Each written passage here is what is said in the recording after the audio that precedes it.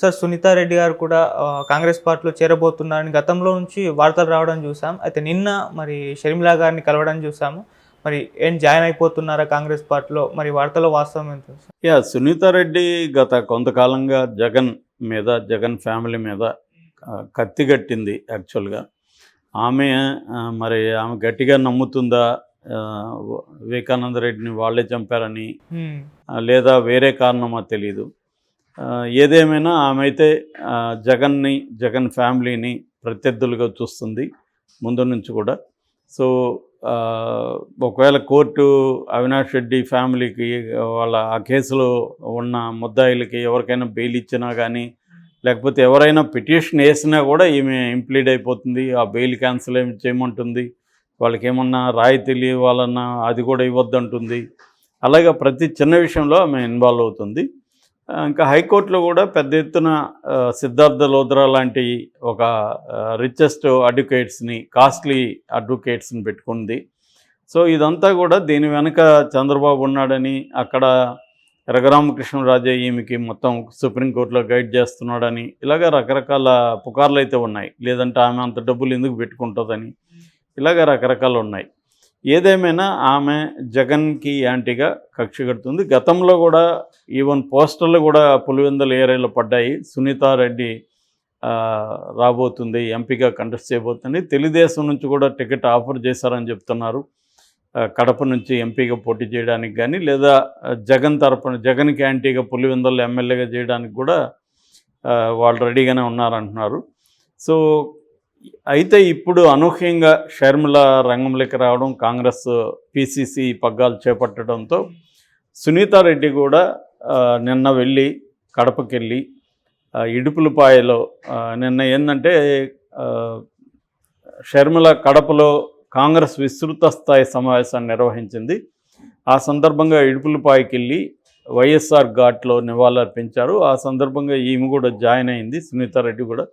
ఆ తర్వాత అక్కడ గెస్ట్ హౌస్కి వెళ్ళి దాదాపు 2 గంటలు వాళ్ళిద్దరూ ఏకాంతంగా చర్చలు చేశారని చెప్తున్నారు. సో ఈ క్రమంలో సునీతా రెడ్డి కడప నుంచి పోటీ చేస్తుందన్న ఒక వాదన ముందుకొచ్చింది. అయితే వేరే వాళ్ళు చెప్తున్నది ఏంటంటే సునీతా రెడ్డికి అమెరికన్ సిటిజన్షిప్ ఉంది, అందుకని ఇక్కడ పోటీ చేసే అవకాశం లేదని కొంతమంది చెప్తున్నారు. అటువంటి ఒక పరిస్థితి ఉంటే మాత్రం సునీతా రెడ్డి వాళ్ళ మదర్, ఆమె సౌభాగ్యమ్మ, వివేకానంద రెడ్డి వాళ్ళ భార్య, ఆమెను నిలబెట్టే అవకాశం కూడా ఉందని చెప్తున్నారు. ఏదేమైనా ఇప్పుడు ఆమెకి ఎందుకంటే షర్మిలకి ఇప్పుడు అనివార్యంగా కడప జిల్లా మీద గట్టిగా ఫోకస్ చేయాల్సిన అవసరం ఉంది.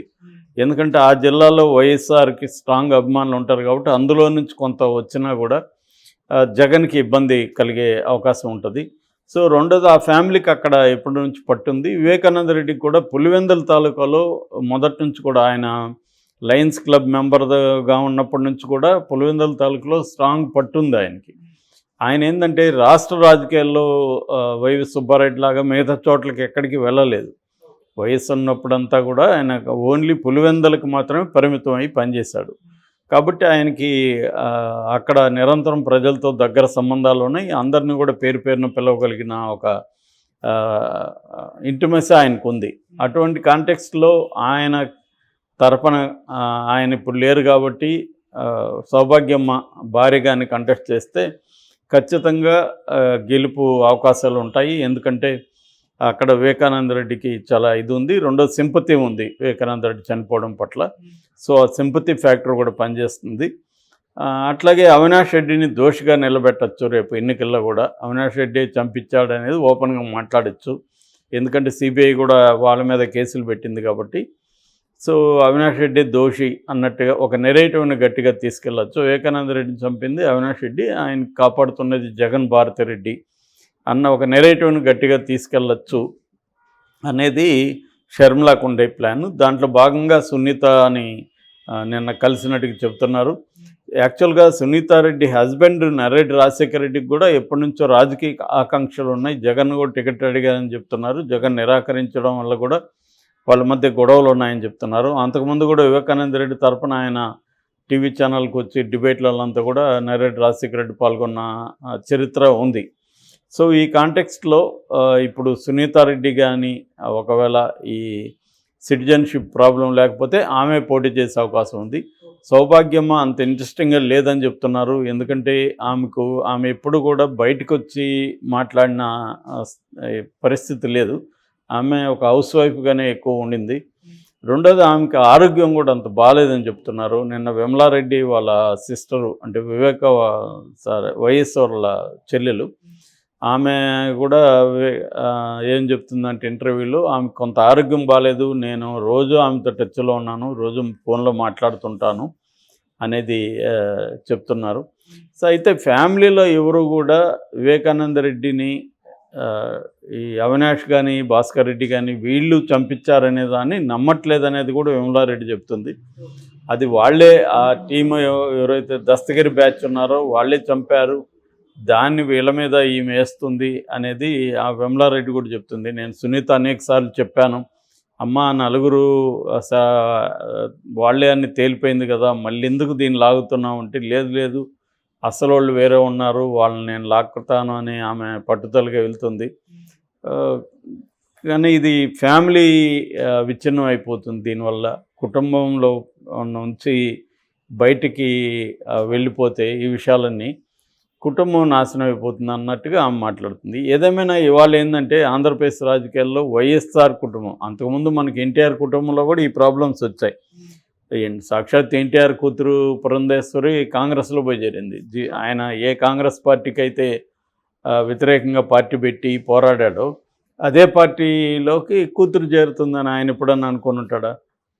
కనీసం వైఎస్ఆర్ అన్న కాంగ్రెస్ పార్టీలో ఉన్నాడు చివరి వరకు.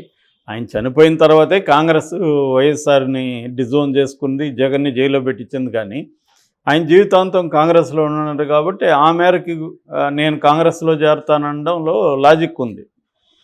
కానీ మరి ఎన్టీఆర్ కూతురు ఏ కాంగ్రెస్ పార్టీని అయితే ఆయన ఎదిరించి పోరాడాడో అదే కాంగ్రెస్ పార్టీలో చేరి మినిస్టర్గా పనిచేసింది. మళ్ళీ ఇప్పుడు బీజేపీలో ఉంది. మరి తెలుగుదేశంలో ఆమె లేదు కదా. కాబట్టి ఇవన్నీ కామనే. కాంగ్రెస్ మన మేనకా గాంధీ విషయం చూసుకున్నాము. అట్లాగే చాలా రాష్ట్రాల్లో బాల్ ఠాకరే కొడుకు మేనల్లుడు ఉద్ధవ్ అండ్ రాజ్ ఠాకరే వాళ్ళ పరిస్థితి అట్లాగే ఎనిమిస్ అయిపోయారు. అట్లాగే కరుణానిధి కొడుకులు ఇద్దరు, పెద్ద కొడుకు అలగిరి, ఇటు స్టాలిన్, వాళ్ళిద్దరూ ఎనిమిస్ అయిపోయారు. ఇలాగే ఇవన్నీ ఏంటంటే మనం రాజరికం కాలం నుంచి చూస్తుంటాం. ఆస్తుల కోసం, అధికారం కోసం అన్నదమ్ముల మధ్య లేదా సొంత పిల్లల మధ్య గొడవలు అనేవి వెరీ వెరీ కామను. చంపుకున్న సంఘటనలు ఉన్నాయి, కుట్రలు కుతంత్రాలు మొత్తం జరిగిన సంఘటనలు మనం ఎన్నో చూస్తున్నాం. ఇది కూడా కంటిన్యూ అవుతుంది. ఆ రకంగా ఇదేమీ తెలుగు ప్రజలకి ఇవేమి కొత్త కాదు. రామారావుదే చూశారు. మళ్ళీ రామారావు కొడుకు ఆయన హరికృష్ణ కూడా సపరేట్ పార్టీ పెట్టాడు. ఇవాళ కూడా చూస్తున్నాం జూనియర్ ఎన్టీఆర్కి బాలకృష్ణకి మధ్య గొడవలు, జూనియర్ ఎన్టీఆర్కి చంద్రబాబు మధ్య ప్రాబ్లమ్స్. అలాగే ఇది కూడా వైఎస్ఆర్ కుటుంబం కూడా. ఇంకా ఒకసారి కుటుంబం రాజకీయాల్లోకి వచ్చినాక కుటుంబం అంతా యునైటెడ్గా ఉండడం అనేది వెరీ డిఫికల్ట్. ఎందుకంటే అందరికి యాస్పిరేషన్స్ ఉంటాయి, అందరి యాస్పిరేషన్స్ని అకామిడేట్ చేయడం అనేది కష్టం. సో అలాంటప్పుడు వాళ్ళు కూడా మేము సపరేట్ అయ్యి మేము వ్యతిరేకంగా పనిచేస్తామని చెప్పచ్చు, పనిచేయచ్చు, తప్పలేదు. కానీ ఫైనల్గా ఎవరు విన్ అవుతారనేది చూడాలి. మనం చాలాసార్లు చూస్తే ఇప్పుడు నేను చెప్పిన ఎగ్జాంపుల్స్లంతా ఒక పురంధేశ్వరి ఒకటే కొద్దిగా బెటర్ పొజిషన్లో ఉంది ఇప్పటికి కూడా. ఒక రాష్ట్రానికి పార్టీకి అధ్యక్షురాలాగా ఉంది. మిగతా వాళ్ళు చూసినప్పుడు వాళ్ళు ఒకరే సక్సెస్ అయ్యారు. ఇప్పుడు మేనకా గాంధీ సోనియా గాంధీ అనుకున్నప్పుడు సోనియా గాంధీ వచ్చింది తోడికోడళ్ళలో, మేనకా గాంధీ రాలేకపోయింది ఆ స్థాయిలో. అట్లాగే హరికృష్ణ రాలేకపోయాడు. ఎన్టీఆర్ వారసత్వం అల్లుడికి చంద్రబాబుకే వెళ్ళింది తప్ప కొడుకులకి ఎవరికి రాలేదు. అలాగా ఇప్పుడు వైఎస్ఆర్ వారసత్వం ఆల్రెడీ జగన్కి వెళ్ళిపోయింది. ఇంకా దాన్ని ఇప్పుడు క్లెయిమ్ చేయాలి 2 నెలలు అంటే సాధ్యమయ్యే పని కాదు. ఎందుకంటే ఈమె ఇండిపెండెంట్గా వచ్చున్నా కొంతవరకు పర్లేదు. కానీ ఈమె కాంగ్రెస్ తరపున వచ్చింది. కాంగ్రెస్ పట్ల తీవ్ర వ్యతిరేకత ప్రజల్లో ఉంది. ఇప్పటికిప్పుడు కాంగ్రెస్ ఏ రకమైన హామీ ఇస్తుంది? మేము బెటర్ అని ఎలా చెప్పగలుగుతుంది? సో ఆ ప్రాబ్లం ఉంది. మరి సునీత వచ్చినా ఆమె ఏం సాధించగలదు? ఆమె ఏమి వాయిస్ చేయగలదు. ఓన్లీ కుటుంబం నాకు అన్యాయం జరిగిందంటే సరిపోదు కదా.